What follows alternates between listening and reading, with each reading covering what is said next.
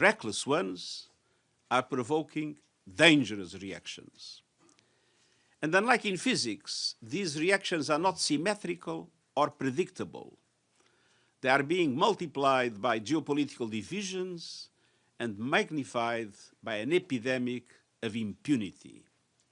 The law of power is prevailing over the power of law. International law is trampled. Cooperation is eroding. And multilateral institutions are under assault on many fronts. When perilous actions do not meet adequate reaction, the system destabilizes. And impunity is driving today's conflicts, fueling escalation, widening mistrust, and kicking the doors open for powerful spoilers to enter from every direction. Meanwhile, the slashing of humanitarian aid is generating its own chain reactions of despair, displacement, and death. At the same time, inequalities are deepening and roiling societies. And climate change is the most literal and devastating illustration of Newton's principle. Every action that hits the planet triggers a ferocious reaction. Storms, wildfires, hurricanes, droughts, rising seas. And then there is technology.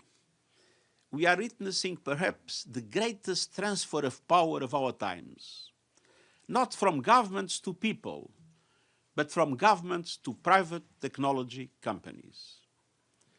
And when technologies that shape behavior, elections, markets, and even conflicts operate without guardrails, the reaction is not innovation, it is instability. As I look across the spectrum of global challenges, one truth becomes unmistakably clear. Our system of global problem-solving face a reckoning. Those systems are out of time. They still reflect the economic and power structures of 80 years ago. But the world is moving on. Every day, the share of global economic activity by the traditional group of developed economies recedes, quietly, gradually, but undeniably. And every day, emerging economies expand in scale, in influence, and in confidence. Every day, the dynamism of South-South trade further outpaces traditional North-North flows. Yet, our structures, our institutions, our assumptions, our habits of cooperation remain tethered to another time, and these must change. Our structures and institutions must reflect the complexity and the opportunity of these new times and realities.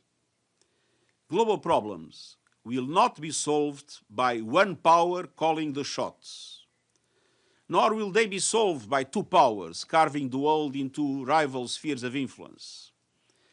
It is important to accelerate deliberately and with determination multipolarity, one that is networked, inclusive by design, and capable of creating balance through partnerships. Partnerships in trade, in technology, and in international cooperation. But multipolarity by itself does not guarantee stability or peace. Europe, before the First World War, was multipolar. But in the absence of effective multilateral institutions, the result was confrontation and war. For multipolarity to generate equilibrium, prosperity, and peace, we need strong multilateral institutions where legitimacy is rooted in shared responsibilities and shared values. And let's be clear about something else as we strongly pursue reform. Structures may be out of date, but values are not. Leadership today is not a choice about being principled or pragmatic. It is the recognition that principles are pragmatic. The Charter of the United Nations was written by people bloodied and bruised by war. They understood that the values enshrined in our founding documents were not lofty abstractions or idealistic hopes. Those values are sine qua non of lasting peace and enduring justice. Values matter, and people are risking everything to make those values real. That is on full display around the world, whether it is a protester standing up to repression, a journalist standing up to press freedom, or an everyday citizen standing up for their neighbor.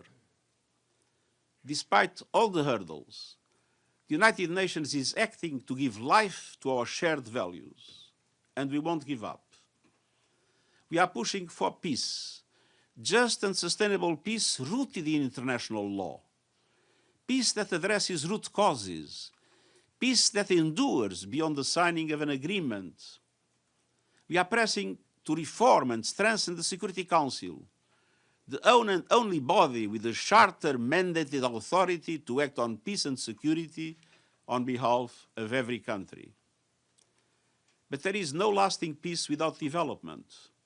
And we are acting to accelerate progress on the Sustainable Development Goals and insisting on reform of the global financial architecture. And that includes ending the crushing cycle of debt, tripling the lending capacity of multilateral development banks, and ensuring developing countries just participation and real influence in global financial institutions. On climate, we recognize the overshoot of global temperatures about 1.5 degrees threshold, and that it now requires an overshoot of ambition, starting with deep emissions cuts this decade and a just, orderly, and equitable transition from fossil fuels to renewables. And we are demanding for greater support for countries already confronting climate catastrophe, expanding early warning systems, opportunities for nations rich in critical minerals to climb global value chains. And on technology, we are working urgently to help craft a framework for governance through a global dialogue here at United Nations, the new International Scientific Panel on AI, and enhance capacity support for developing countries. I will soon submit to the General Assembly a list of 40 names of proposed panel members. And I'm also calling for the creation of a global fund for AI capacity development with a target of $3 billion. As we begin this year, we are determined to choose actions that generate concrete and positive reactions as called for in the Pact for the Future. Reactions of peace, of justice, of responsibility, and of progress in our troubled times. Thank you, and I'm at your disposal. Thank you. We'll go to Valeria. Just a note to please limit yourself to one question so we can have as many of you ask questions. But Valeria, please. Thank you, Steph. Just a quick word before I ask my question. I really want to salute our friend and colleagues, Michelle Nichols from Reuters. And let me say, I don't see you, Michelle, but I know you're here. How much will you miss? Hey, how much will you miss you here? After 14 years, you have been such a constant present, a friend of many of us here at the UN. So the empty spot in the briefing room will be hard to be filled, but we can wait to see all the breaking news that will come next. Thank you, Mish. So thank you, Secretary-General, for the press conference. It's Valeria Robecco from ANSA Newswire. My question is, in Italy there has been debate and concern about the involvement of ICE in the security framework of the Milano Cortina Olympics, especially in light of all the controversies and allegations of violence in Minneapolis. You will attend the opening ceremonies, and from a UN perspective, do you believe the Olympics can also serve as a moment to reaffirm global commitment to civil rights and the responsible use of force? Thank you so much. Olympics are an excellent moment to symbolize peace, to symbolize respect for international law, and to symbolize international cooperation. And I believe that in these circumstances, the sovereignty of Italy must be fully respected. Thank you. Sorry, I have to go to Michelle second. Sorry, then I'll get you, Edie. Sorry, thank you, Secretary-General. I'll take this opportunity to ask two really quick questions. In your speech, you said global problems will not be solved by one power calling the shots. Who is that directed to? And with tensions rising again between the US and Iran, what efforts have you made to try and calm the situation? In the present moment, it is clear that the most powerful of the countries in the world is the United States. Obviously, we see, and many see, in relation to the future, the idea that there are two poles, one centered in the US and one centered in China. That was the second reference I made. And my point is, if we want a stable world, if we want a world in which peace can be sustained, in which development can be generalized, and in which, in the end, our values will prevail, we need to support multipolarity. We need to support a dense relation, set of relations among different countries. And I see with a lot of positive expectations recent trade agreements. You had EU with Mercosur, you had EU with Indonesia, EU with India, you had Canada with China, you had UK with China. So it is this network in trade, this network in technology, this network in international cooperation among a progressively larger group of countries and entities in a true multipolar world that, in my opinion, can create the conditions for strong multilateral institutions and for a world in which the values that are the values of the Charter of the United Nations can prevail. And on Iran? Sorry? On Iran. We have condemned vehemently the horrible repression that took place in Iran. We see with concern the discussions that are taking place, and we believe that it's important that there is a dialogue allowing for an agreement in relation, namely, to the nuclear question, and that we can avoid a crisis that could have devastating consequences in the region. Edie? Thank you very much, Mr. Secretary-General.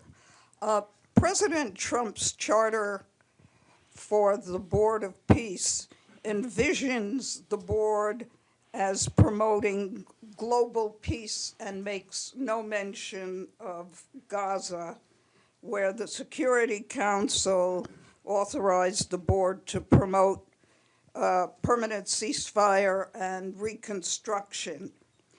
Key global leaders have viewed this vision of the board as an attempt to usurp the Security Council. What is your reaction, and how do you envision the future of dealing with peace and security around the world? Well, first of all, there is a resolution of the Security Council. That resolution is related to Gaza.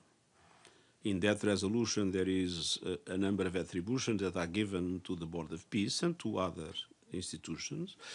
It is absolutely essential that this resolution is implemented, which means we have in Gaza a ceasefire that a very distinguished journalist has classified recently as a lesser fire, which means it's a ceasefire, but the fire goes on. We must have a ceasefire in Gaza. And we must move with the second stage fully, which means full withdrawal of Israeli forces, decommissioning of armed groups, and also to pave the way to the two-state solution to finally become a reality. This is something that is supported by the Security Council. This is something in which we are deeply engaged, namely in humanitarian aid in Gaza. Thank you. Bisan? Oh, sorry. No, on the issue of the Charter of the Board of Peace trying to usurp the Security Council. We are talking about the Security Council, and the Security Council only talks about Gaza.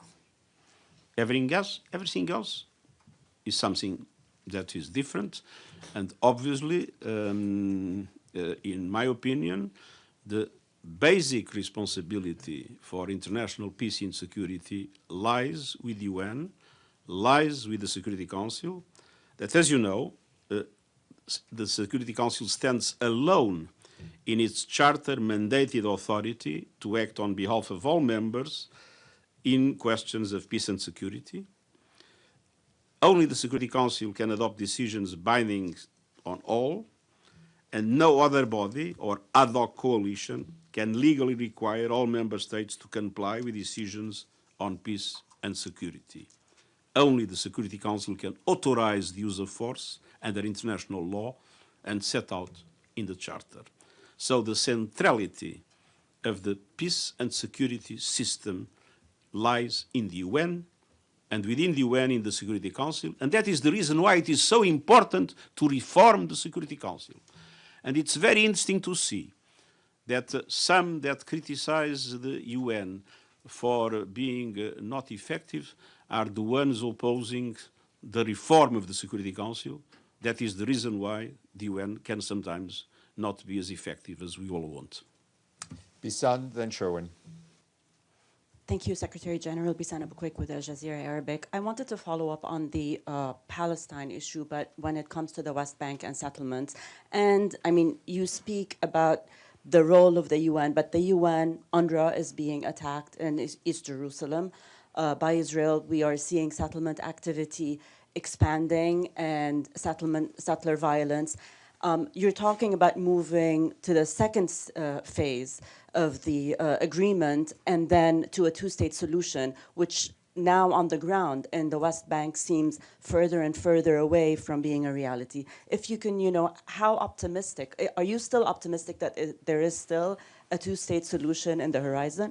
I always respond to that question with the same answer, which is a sentence of Jean Monnet. That I'm not optimistic, I'm not pessimistic, I'm determined.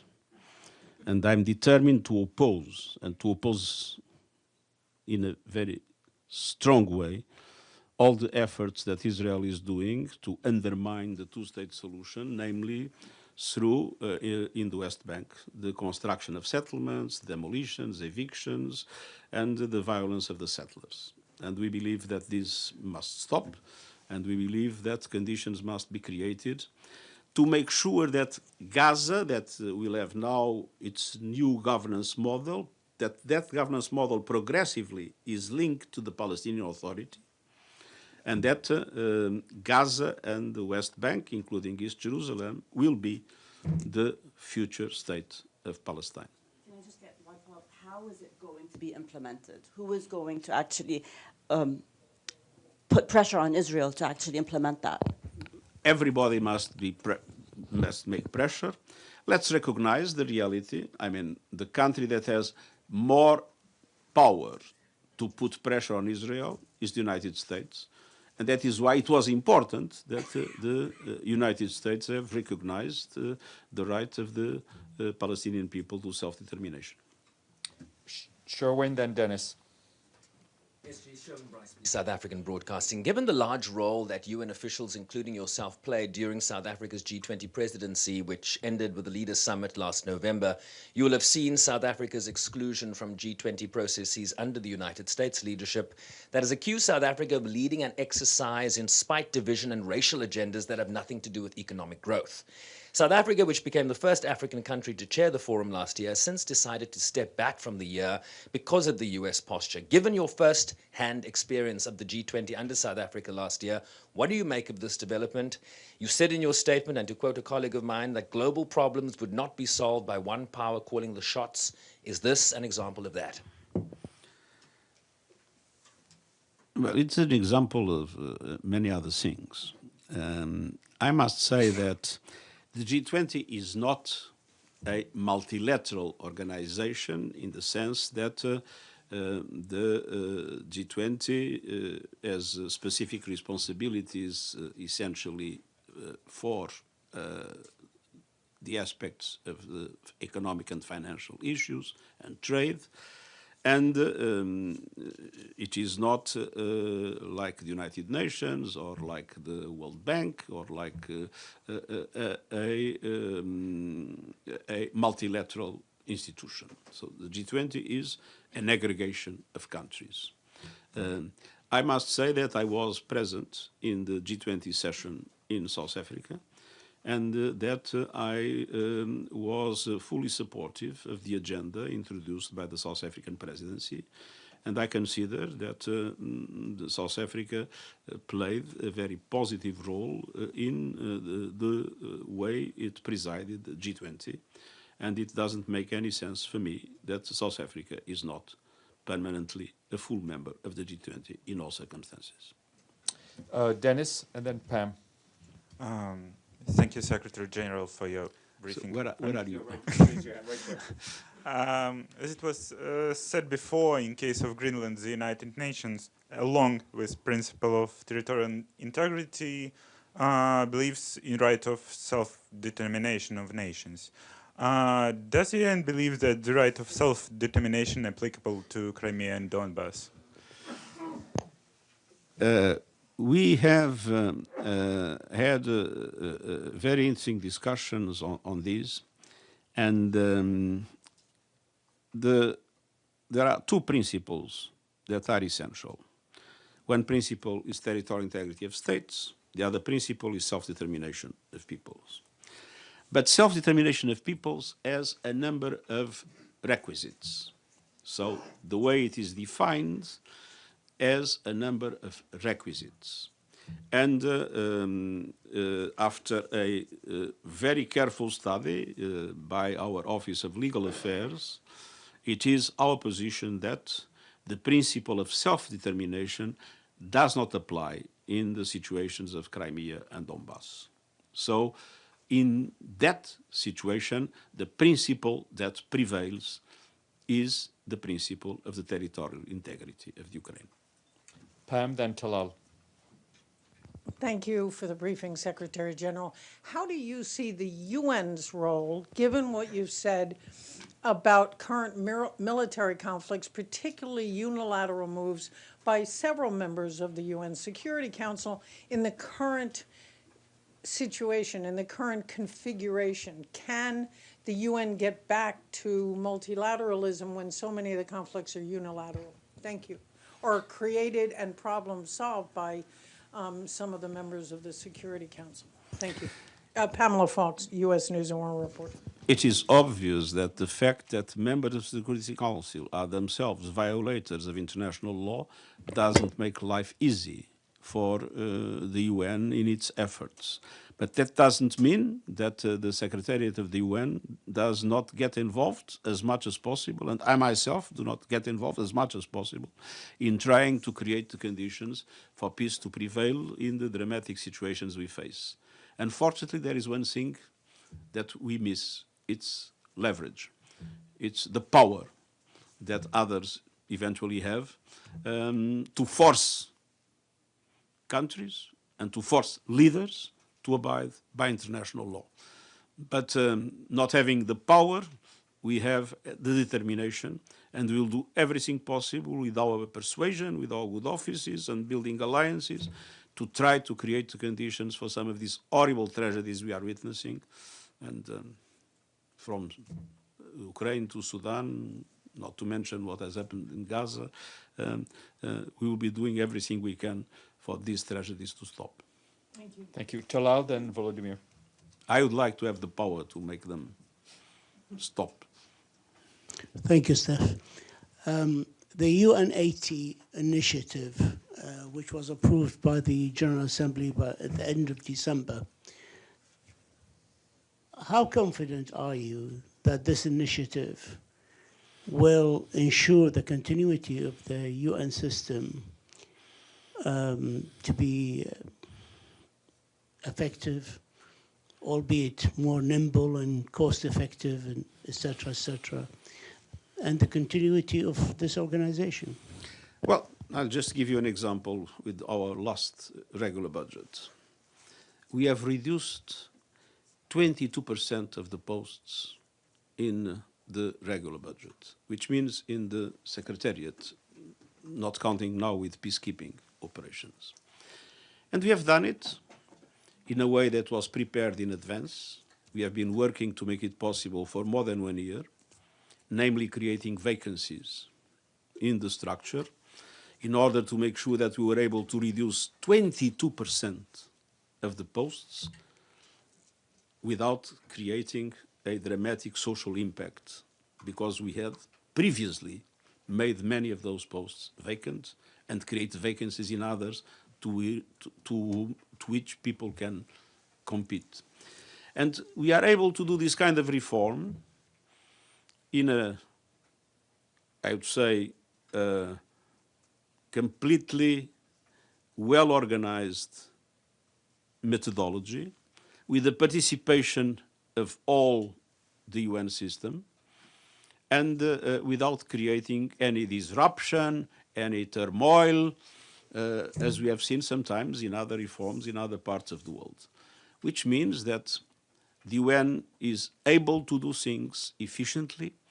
And knowing public administrations as I know, because I was at a certain moment head of one, I have to tell you that there is a lot to improve in the UN.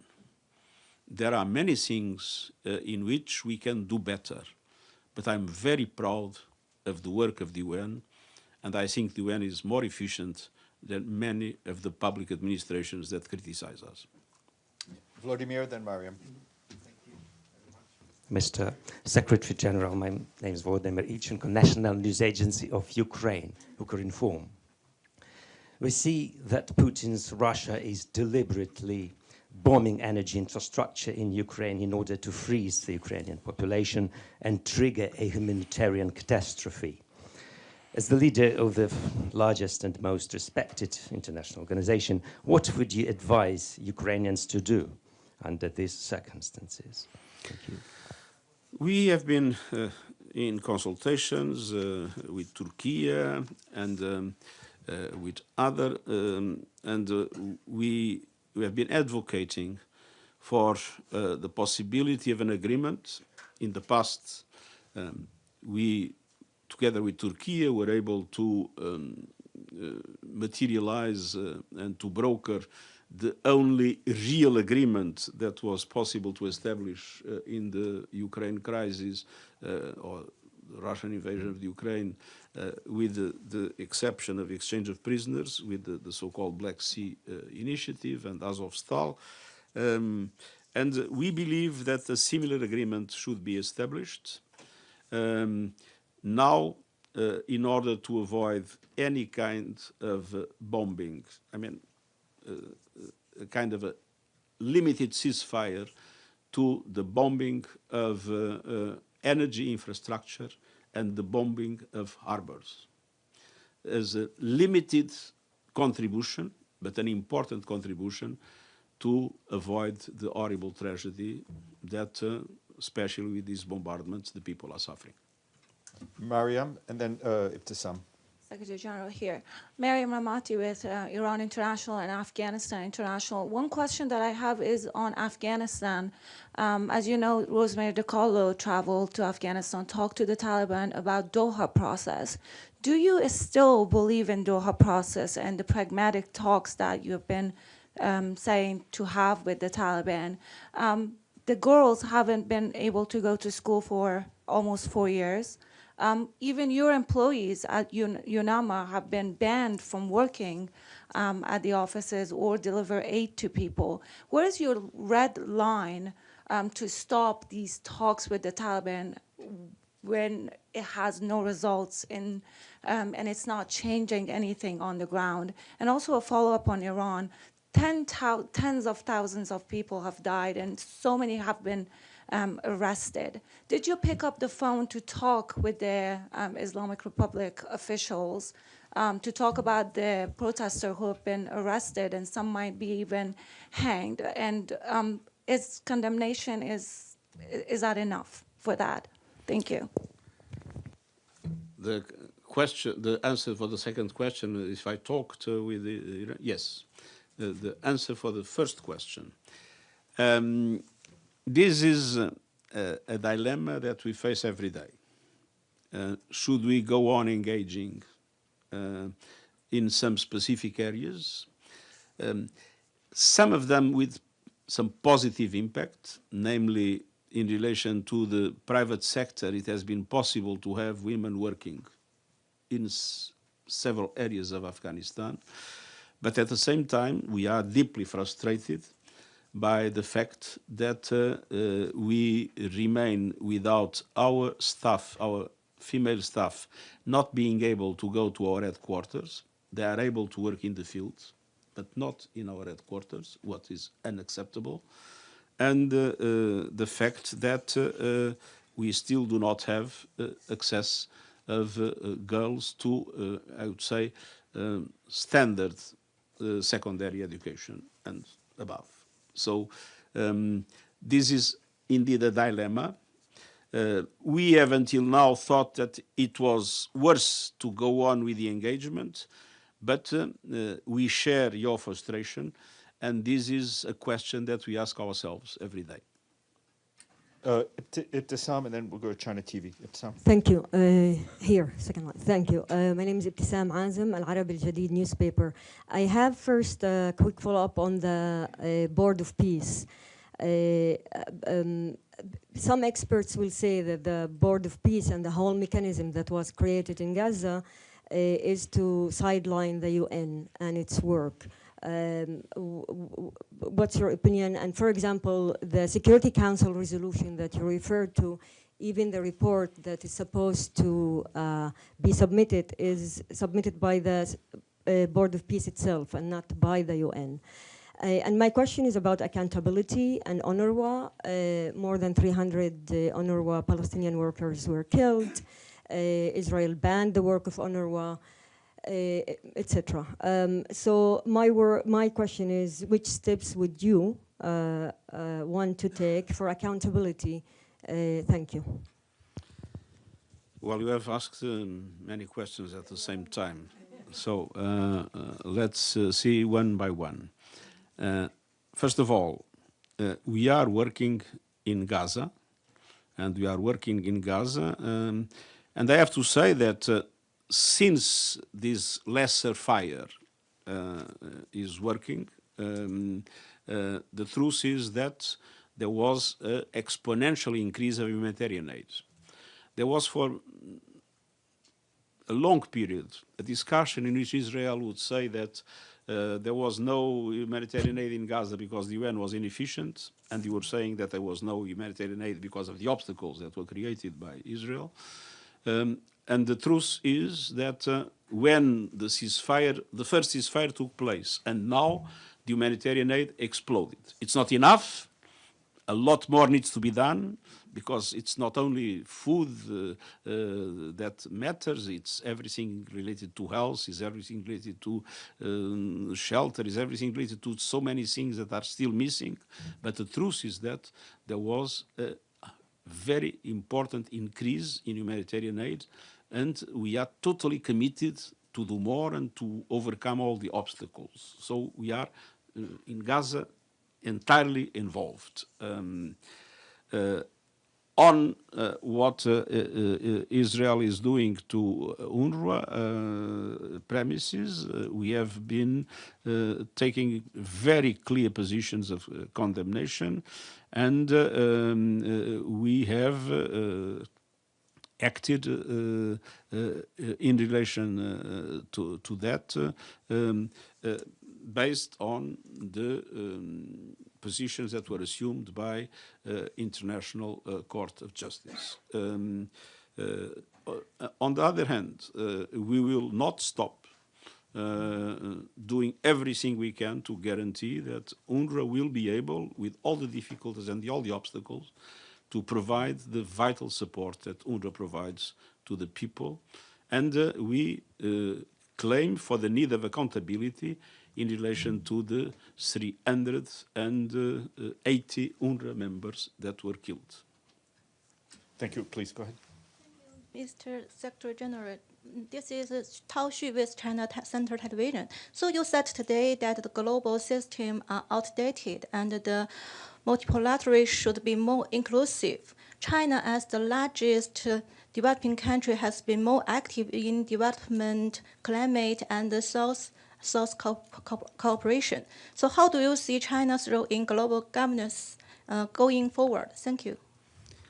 Now, I think that we need to move into a multipolar world, and we need simultaneously to have multilateral institutions. And I have to say that China has been consistently advocating for the need of multilateralism, and with UN at its center. And this was recently reaffirmed by President Xi Jinping. Ahmed Fethi, then Yvonne.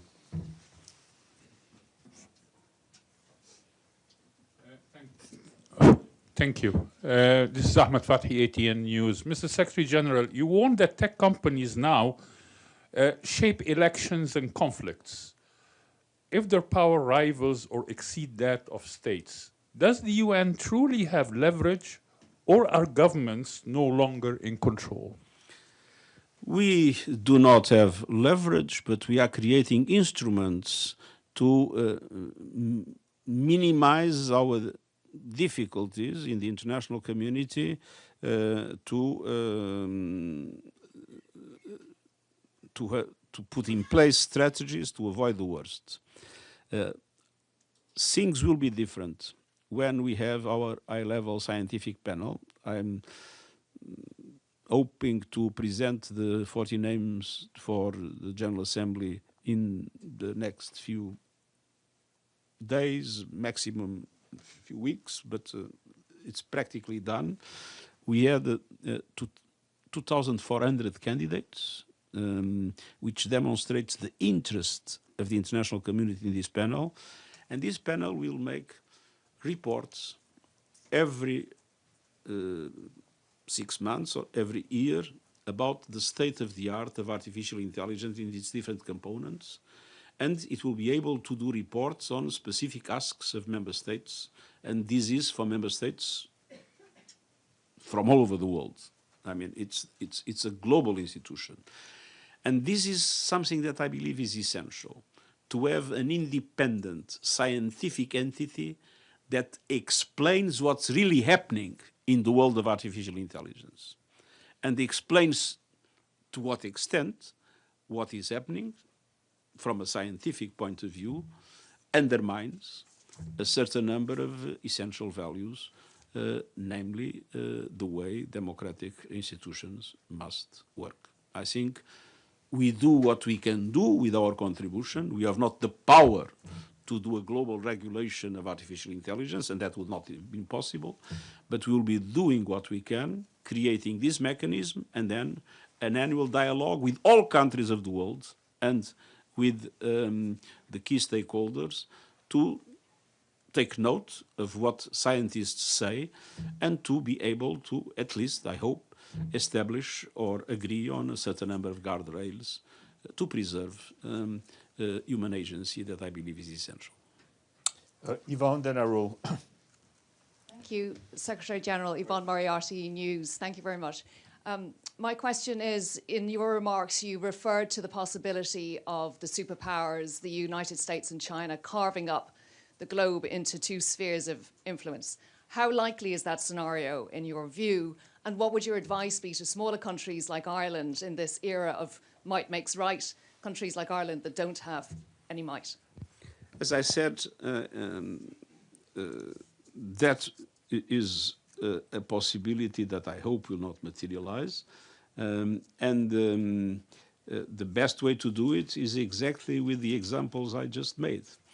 It's through a network of connections, of which China and the United States are part, but in which all the different countries and regions of the world establish, in a context of multipolarity, trade agreements, technology agreements, other forms of international cooperation, and create with that the fabrics of an international community where no supremacy can, in any case, be successful. And that is also the condition to allow for multilateral institutions to be able to work effectively. Thank you. Arul, and then Aziz, Moroccan Press Service. Arul Lewis from Indo-Asian News Service. Sorry, If you could raise your hand. Yeah. Last year, when you addressed us, you laid out 4 priorities. In retrospect, how do you think it has worked out? And if I can sneak in a subtle question, what do you think would be your legacy? This is a problem that I do not put myself. I've been Prime Minister of Portugal, never cared about what people say about my legacy. I was High Commissioner for Refugees. I never cared about what people think about my legacy. And I will be ex-Secretary-General of the United Nations. I will not lose my time thinking about what people think about my legacy. I'm doing my duty, and I'll do my duty in the best possible way. And this is what is my role. The legacies are usually the appreciation of others. I leave it humbly to what others might understand. Thank you. Aziz, Moroccan Press Service, then Chris. Thank you, Secretary General Aziz Rami for the Moroccan Press Agency, MAP. You have called several times, including today, for the reform and strengthening of the Security Council. There have been many ideas put forward about continents or regions that are not represented in the Security Council. Do you think now that reforming the Security Council is still possible? And what would an ideal Security Council look like, in your opinion? Thank you. Well, it's not for the Secretary-General to define what the Security Council will be. So the opinion I'm going to give you is a personal opinion. It's not a formal position of the Secretary-General. But I do believe that we should have permanent members from Africa in the Security Council, the same representation of Latin America. I think that probably Asia is underrepresented also clearly. And so this rebalancing needs to be done. And I see with a lot of sympathy some initiatives that were presented, namely by 2 permanent members of the Security Council, in order to put some limits to the exercise of the right of veto, namely in circumstances of genocide or terrible crimes against humanity. So these would be the lines of evolution I would like to see the international community come together in order to have a reformed Security Council. Chris, Nada, then Namo. Raise your hand, please, Chris. Yep. Thank you for this briefing, Secretary-General. Chris Reyes with Canadian Broadcasting. I'd like to ask you about recent remarks from Canadian Prime Minister Mark Carney. First in Davos, where he described a rupture in the world order. In other comments, he talked about the breakdown of multilateral institutions that he said would lead to overlapping and dynamic alliances and likely bypass those institutions. I wonder what you think of that kind of characterization, particularly the latter part, whether you think it's accurate. And given that this is your final year, I wonder if you could reflect on what kind of qualities the next Secretary-General should have to deal with these existential concerns. What kind of powers? Qualities. Qualities.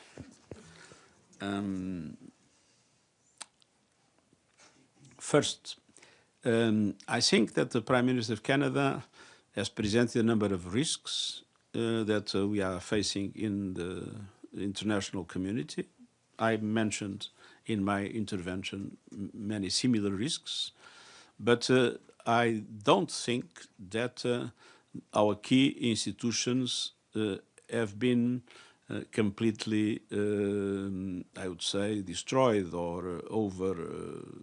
The UN is still there. It's still in the center of the international multilateral system.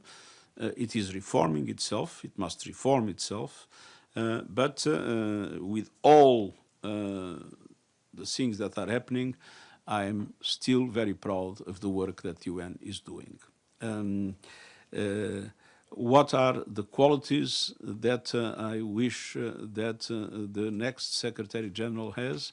I think if you could be a saint and a hero, it would be wonderful. Thank you. Nada?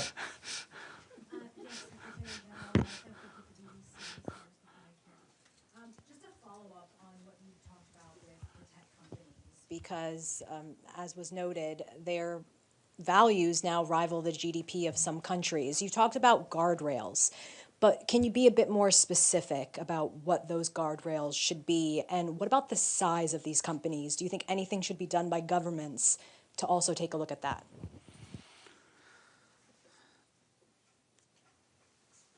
A central principle for me is the principle of human agency. And I think it's absolutely essential to guarantee that there is no loss of control by humans about what happens. And this, of course, has consequences in the different ways in which we look into the different areas of artificial intelligence and its uses, including in weapons, for instance. I would be strongly against autonomous weapons that can decide who to kill, where to kill, and for what reason. As I said, the question of human agency is for me the central question in the guardrails that you have mentioned. Your second question, sorry? About the size of these companies. There are in many countries legislation in relation to monopolies, and I think that those legislations should be adapted to take into account the realities of new technologies. Can I just follow up? U.S. tech companies, do you think they fit monopolies and the U.S. government, politicians? What I think that is happening is a massive transfer of power from government institutions to companies. Because power today relates essentially to data. And what we are witnessing is a massive transfer of the, not only of data, but of the capacity to manage data to private institutions. Namo, if I could remind you to stick to one question, please. For this briefing. This is Namo Abdullah with Rudao Media Network. I have one question. In recent weeks, we've seen Syrian government forces wage an offensive to retake areas from Syrian Kurds, the Syrian Democratic Forces. Those areas were taken from ISIS by Syrian Democratic Forces. And the Syrian Kurds say they want to keep their arms to protect their territory because they're skeptical of the new forces in Damascus. My question is, shouldn't the international community understand the Kurdish position, given their history of persecution at the hand of the Islamic State, the Yazidi genocide, and grant them a degree of autonomy so that they can run their own security and domestic affairs within a united Syria? Thank you. Well, I know something about the history of the Syrian Kurds. In the time of President Assad, we had several, as High Commissioner for Refugees, responsible for statelessness, several serious discussions on the fact that Syrian Kurds were, for the majority, stateless, not recognized as citizens in Syria. And so there is an history of persecution to Syrian Kurds that is real and that I recognize. Now, at the present moment, I think we need to first of all, recognize that this problem was solved. The government has now issued a decree that confers nationality to all Syrian Kurds. This is solved. I think that the solution of the problem will not be military. I think the solution of the problem is to create institutions in which all communities feel represented. And we will do everything we can to advocate in this regard. Gabriel, then Kari. Secretary-General Gabriel Elizondo from Al Jazeera English. We've spoken about many topics here over the last hour or so, but one that has not come up is Sudan. You've spoken out about Sudan many times over the last months and really years. Nothing has changed in the conflict that is now, as you know, the biggest humanitarian crisis in the world. What do you envision specifically your role and the UN's role in the next year to finally change the trajectory of this conflict and bring about peace once and for all? We are very active now, myself inclusive, but Lamamra are very engaged in a series of contacts. Our objective at the present moment is to create the conditions for at least a temporary ceasefire and for the possible demilitarization of some zones in order to allow for humanitarian aid to be not limited. So it's of course not the solution of the problem, but it is a minimization of the dramatic, horrible impact in the Sudanese people. And I have to say that I worked in Sudan as High Commissioner for Refugees, and I've seen the Sudanese people extremely generous, hosting refugees from different neighbors and sharing with them sometimes what they did not have. So the suffering of the Sudanese people is something that, I feel very strongly in my heart. But let's be honest, the question is that Sudan became a kind of a playground where a number of international actors are spoiling things in such a way that makes it very difficult for the Sudanese themselves to come together. And one thing that we will be doing as much as we can is to limit the capacity of externals to interfere in the Sudanese situation, namely providing weapons and doing other forms of, I would say, aggravating what is already an immense tragedy. Carrie, then Frank. Thank you, Secretary-General Carrie Naughton for Radio France Internationale and Le Monde. You've just a quick follow-up. En français ou en anglais? No, it's okay. We can do it in English. Don't worry. Well, you know, even our president now speaks English in Davos. So you've just said it's just a quick follow-up about your successor. You've just said that you don't have the power to stop these atrocities. So in your personal opinion, not as your Secretary-General opinion, but can you say, how could this successor have more power? I think it would depend on the Security Council being reformed, the Security Council being able to act, and being able to act with the power that the Security Council has, create the conditions for the good offices of a Secretary-General to be much more effective. Frank, and then Carmela. Secretary-General Frank Uciardo from TRT World. Thank you for doing this press conference. We really appreciate it. Great to see you here. I want to get your reaction to reports that Iran is going to conduct some live fire drills in the Gulf beginning on February 1st, and also your reaction to Donald Trump saying that time is running out for Iran as far as getting a nuclear deal, intimating that he's going to perhaps attack. I think it's absolutely essential that dialogue prevails. I strongly encourage dialogue to take profit of the offers of mediation that have been expressed. We do not want to see, and I believe the Iranians tell us that they also do not want to have nuclear weapons. So if that is the case, all the conditions are there for a serious negotiation to take place, and I encourage the parties to seriously negotiate in order to avoid a confrontation that would be a tragedy. Thank you. Carmela. Camelia Intikhabi Fard, Chief Editor of the Independent Persian on Iran. Secretary General, on date, as of today, there is not an information of an official statement by Secretary-General or any other public places at the United Nations indicating that directly you have asked Iran to accept a formal mission of the fact-finding mission to visit Iran, to investigate on the protest killings in 2 days, which reported over than 30,000 people has been killed. Do you have any plan directly asking Iran to accept this request, or there is any plan for? Thank you. Well, that is in the competence of the Human Rights Council, and the Human Rights Council has established committees of inquiry in many situations or similar things. And of course, if the Human Rights Council decides so, it will have full support of the Secretariat. Pan, and then Marta.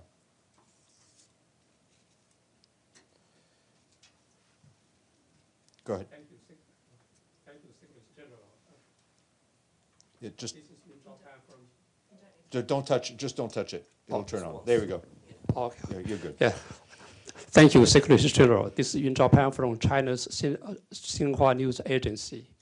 I have a very general question. Last year, this time, you laid out 4 priorities for 2025. One is conflict and inequality, climate crisis, and AI, maybe. So in terms of conflict, US President Trump claimed he ended 8 wars. So can you give us an evaluation of the progress made over the past year by the United Nations in preventing conflict? And are you concerned about the future role of the United Nations in security and peace and security? Thank you. Not at all. The United Nations is very active in several scenarios. There are areas where we are not mediators because at least one of the parties does not want us to mediate. It was the case of Russia-Ukraine. Russia never wanted us to be mediator of the conflict. It was the case of Israel with the Palestinians. Israel never accepted the UN to be a mediator, probably because we would mediate based on our values, the values of the Charter. And if those that violate the Charter probably are not interested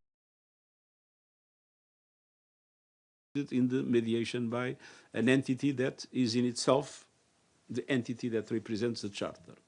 But we are extremely active as we speak, from Libya to Sudan to South Sudan. Yesterday we were in contact with the different entities in South Sudan, and I have a number of contacts programmed now to try to avoid the worst in the situation of South Sudan, in the DRC, in Myanmar, very active now in the negotiations related to Western Sahara, quite active in the area of the Sahel and in the contacts between ECOWAS and the countries of the Sahel. And I could go on and on and on with a number of situations in which we are extremely active with efforts of mediation, efforts of conciliation of positions, peace processes.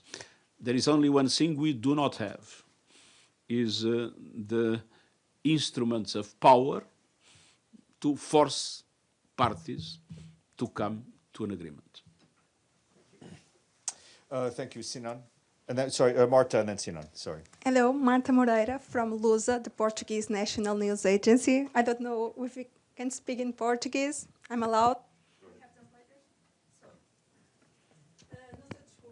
Inicial disse que, ou enalteceu os manifestantes que se têm levantado ao redor do mundo contra a repressão. E amanhã temos aqui nos Estados Unidos vários protestos marcados contra a repressão à imigração. 2 cidadãos norte-americanos já morreram em Minneapolis.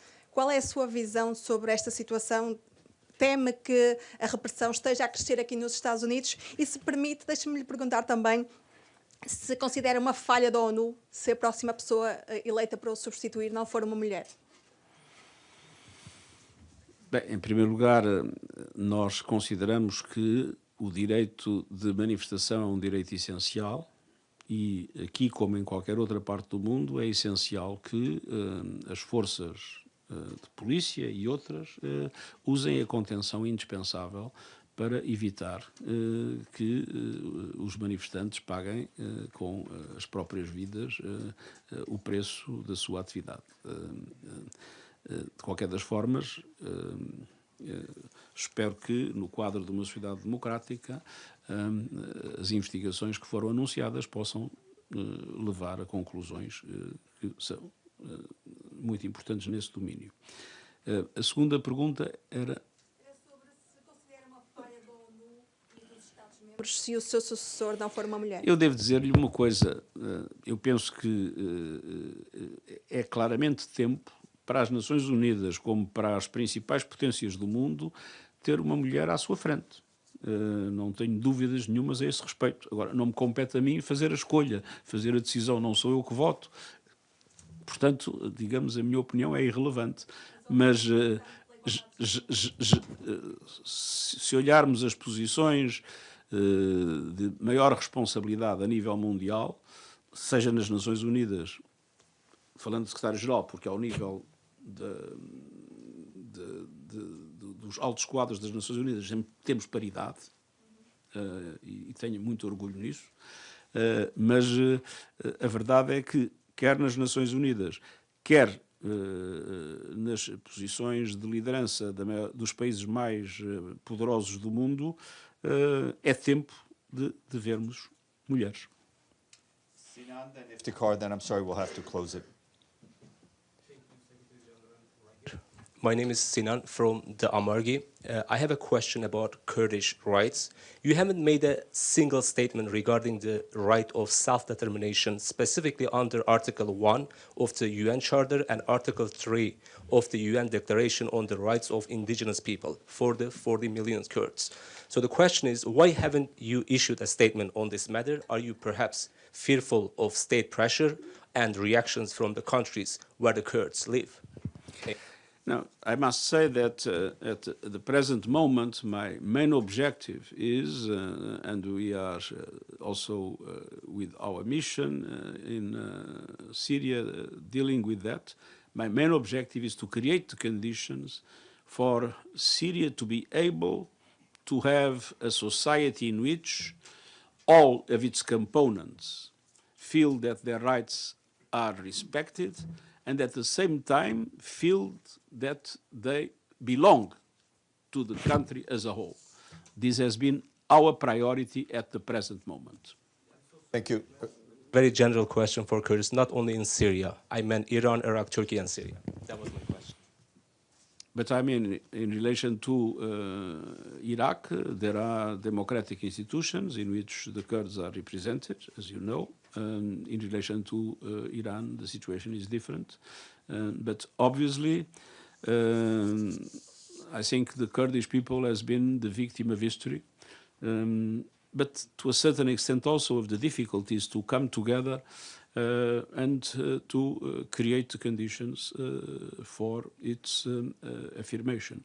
But we are very much committed to the defense of the interests of the Kurdish peoples, wherever they are. Thank you. Last question, Iftikhar will go online. Thank you, Steph. Mr. Secretary-General, wishing you greater successes in the new year. My question has been asked by my colleague Mariam, but I have more to ask on this subject. Sir, the visit of USG Ricardo took place when there is an open split between the Taliban in Kabul and the Taliban and the leadership in Kandahar. And in this situation, what was her assessment? I mean, does she hope things are going to get better? And secondly, sir, the United Nations Security Council reports confirm that Afghan Taliban provide full support to TTP the terrorist group which continues to carry out deadly attacks in Pakistan, despite the pledge given by the Taliban to the international community that they will not allow their soil to be used for cross-border attacks. Any thoughts on this, sir? We remain totally committed to 4 essential objectives in Afghanistan. First, to make sure that the Afghan institutions are really inclusive and that all ethnic groups are represented and all sectors of society are represented. We consider that a basic condition for the consolidation of peace. Second point, we believe it's absolutely essential to respect human rights, but essentially the rights of women and girls. Rosemary Di Carlo managed to guarantee the possibility of our staff women to work in the field, but not in our headquarters. And we are very frustrated with that. And we believe that there is, this is one of the areas where the failure of the Taliban to deliver in relation to the, I believe, the international community in a very justified way wants is unacceptable. Then another aspect, which is the need to make sure that no terrorist organizations can operate from Afghanistan into other countries. And we are particularly concerned with what happened with the Pakistani Taliban and the support they might receive. And finally, the need to control drug trafficking. And there, we have to say, we have to recognize that there was meaningful progress since the Taliban emerged. But in relation to the 3 other aspects, we have a frustration that because we don't see our legitimate concerns making the progress that is essential. Thank you very much. Thank you.